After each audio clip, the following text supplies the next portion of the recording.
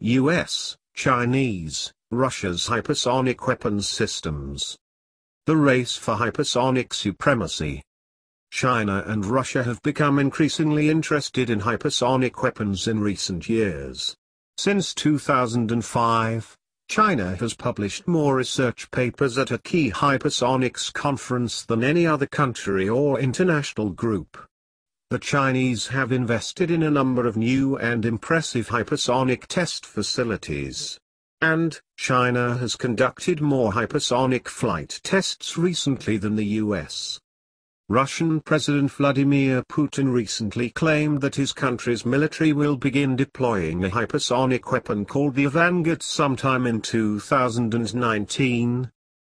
It's not yet clear when those countries will be able to deploy hypersonic weapons in any significant numbers, which is why the US has seized upon this moment to step up its efforts. The recent presidential funding requests for weapons development signal efforts to figure out how to deploy hypersonic weapons from air, sea and land. They fly far faster than any other weapons, more than 3,000 miles per hour and potentially up to 10,000 miles per hour, which makes them difficult to identify, avoid or shoot down. After leading the development of this technology area for decades, the US finds itself behind and investing heavily in the technology to try to keep up. Professors of aerospace engineering at the University of Michigan, and one of the primary research areas is in the development of computational models to help design hypersonic vehicles. The research is funded by the government and private industry. Aerospace engineering have led studies on hypersonics for the government. Over the past 60 years, US interest in hypersonic vehicles has waxed and waned. An early success was the X-15, a hypersonic test aircraft with a maximum speed of 4,500 miles per hour that was flown from 1959 to 1968. The X-15 flew 199 times and only experienced 2 failures, of which one resulted in the death of the pilot. It set the stage for the development of the Space Shuttle, which flew from 1981 to 2011.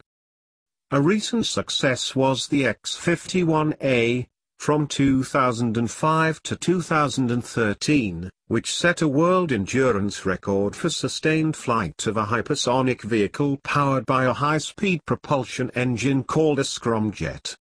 However, there were only 4 flights, of which flights 2 and 3 were not fully successful. In addition, there were no plans in place for any follow-on at the end of the X-51A program. Now it seems the US is back in the hypersonic effort in a serious way. The Pentagon has declared hypersonics to be its #1 research and development technical priority.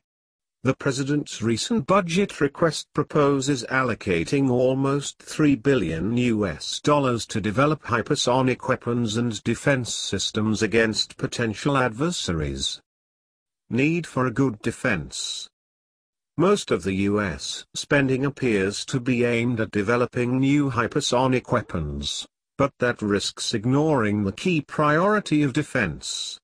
To counter Chinese and Russian development efforts, the Pentagon will need to invest in ways to detect, track and disable or destroy incoming hypersonic weapons. It is not clear if the types of interceptors that have been developed for defense against slower weapons will be effective against hypersonic missiles. Entirely novel approaches may be needed to defeat this new threat. Examples include high-power lasers and beams of electromagnetic energy. I believe that to avoid an important gap in US defensive capabilities, American efforts in defense must at least keep up with the progress of other nations in developing hypersonic weapons. Thank you for watching. Please like, share, comment, and subscribe.